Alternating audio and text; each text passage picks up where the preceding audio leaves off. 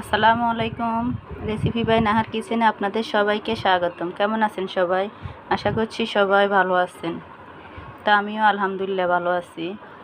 আলহামদুলিল্লাহ আজকে দুপুরের খাবার পাতলা ডাল, তারপরে হচ্ছে আপনার গরুর বুই ভাজা। দেখছেন, আমরা নোয়াখালীতে উজুই বলি। এই বুড়ি ভাজাটা কার কার পছন্দ?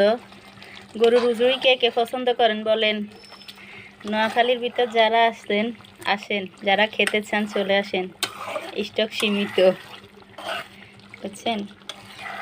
ঈদের আগেই বুড়ি ভাজা খাইতেছি আবার। আজকের রান্নার ফ্লেভারটা সেই হয়েছে, অসাধারণ অসাধারণ রান্না, অসাধারণ রেসিপি। অবশ্য বুড়ি ভাজার রেসিপিটা আমার পেজে দেওয়া আছে।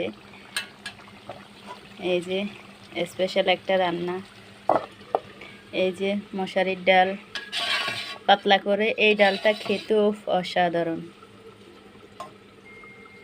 আর এই তো সাথে আছে গরম ভাত, দেখছেন, মোটা চাউলের ভাত, খেতে সেই মজা।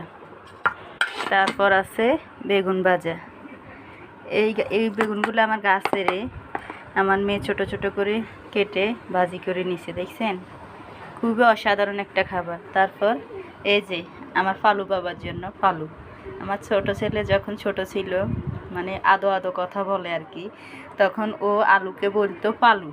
এই যে মানে ওর জন্য আলু ভাজি করছি, ও শুধু ডাল দিয়ে আর আলু দিয়ে খাবে, আর এইগুলোও খাবে না, বুড়ি ভাজাও খাবে না। তারপর আপনার যে বেগুনটা ভাজি করছে এটাও খাবে না, মানে সে শুধু আলু দিয়েই খাবে। দেখছেন, আজকের রান্নাটা অসাধারণ একটা রান্না, সেই মজা।